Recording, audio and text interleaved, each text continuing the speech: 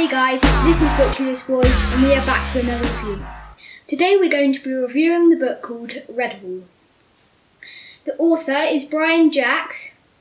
It's action and adventure and it has got 20 books in its series. Now I'm going to read you the blurb. As Redwall Abbey's creatures bask in the glorious summer of the late rose, all is quiet and peaceful, but not for long. Cluny the Scourge is coming, and the evil one-eyed rat warlord is prepared to do bloody battle to get exactly what he wants. Redwall. The plot of this story is, Cluny the Scourge has come to conquer an abbey called Redwall, but the creatures who live at the abbey are staying and fighting.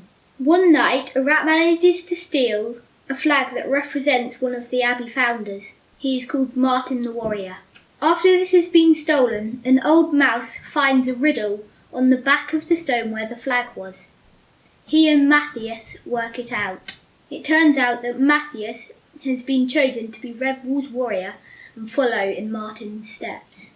Matthias manages to find Martin's tomb. In the tomb, there is Martin's armour and another riddle.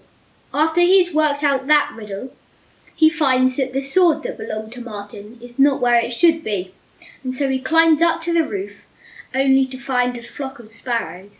He is taken prisoner, but learns where the sword is. When Matthias tries to escape the roof, the Sparrow King sees him, and they fall to earth. Later he is discovered and taken in to be nursed back to health. When he is fit enough, he goes on a quest to kill an adder.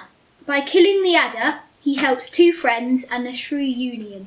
When he returns to Redwall with the shrews, he finds out that Redwall has been captured. What will he do next?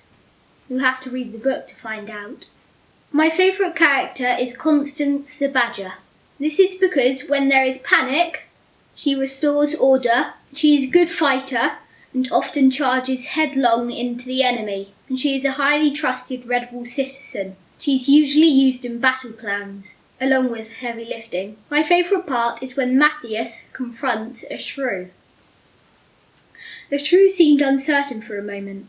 Then she stormed back in her low gruff voice. I am Gewissem, and you still haven't told me what you want in true territory. Gewissem, echoed Matthias. What sort of name is that? And anyhow, if you don't want creatures coming across your land, then you should put signs up. As far as I'm concerned, Mossflower has always been free to all. Except this part, snapped the shrew. Don't you know anything?